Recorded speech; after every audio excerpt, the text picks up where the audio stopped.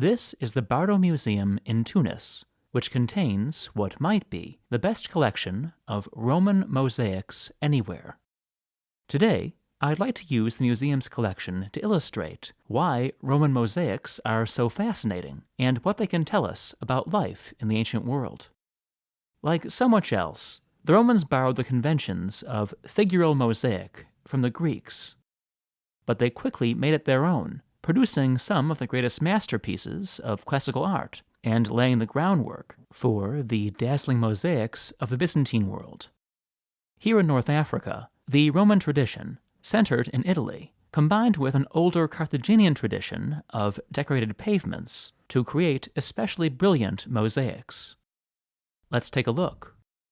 Mosaics are made up of tesserae, small pieces of stone or glass embedded in mortar.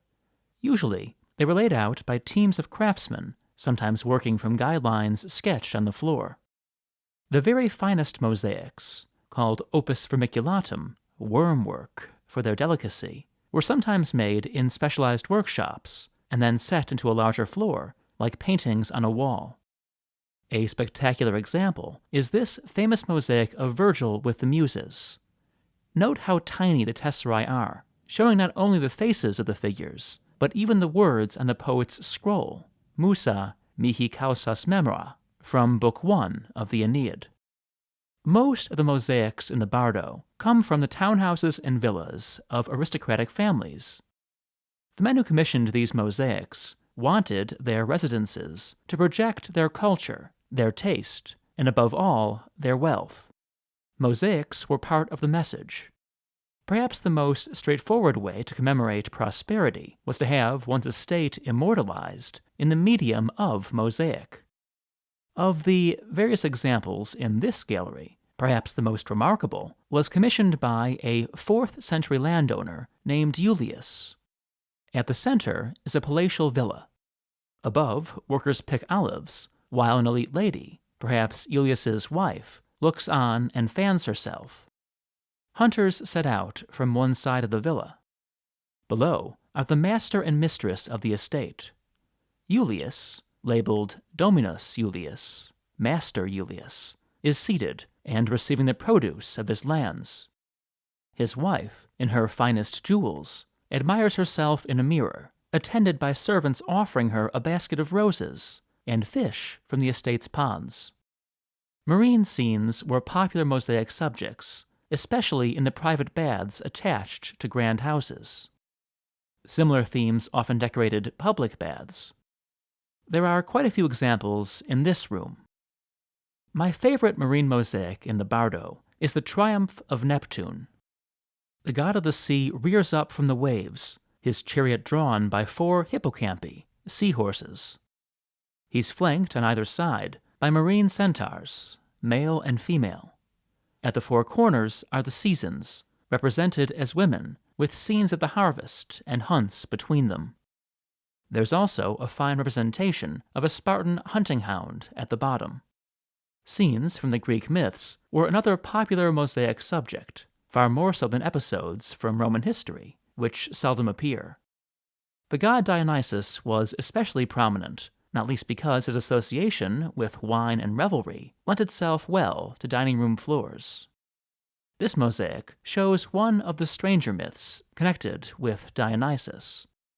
In his youth, the story went, Dionysus asked some pirates for passage to an island. Believing the god to be immortal they could sell into slavery, the pirates agreed. But when they tried to lay hands on him, Dionysus revealed himself. Here he stands on the left side of the pirate's ship. His entourage, including corpulent old Silenus, stands around him.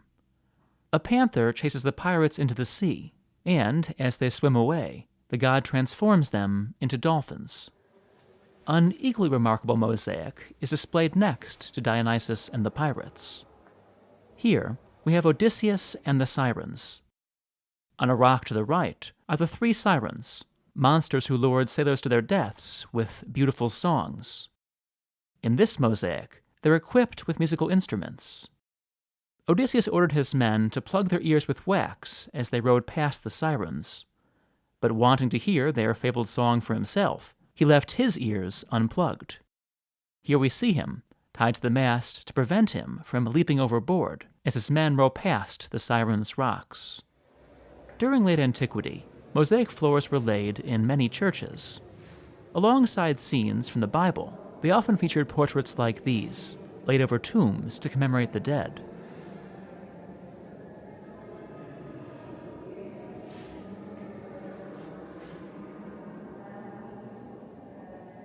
Some tomb panels, as you can see, were quite elaborate.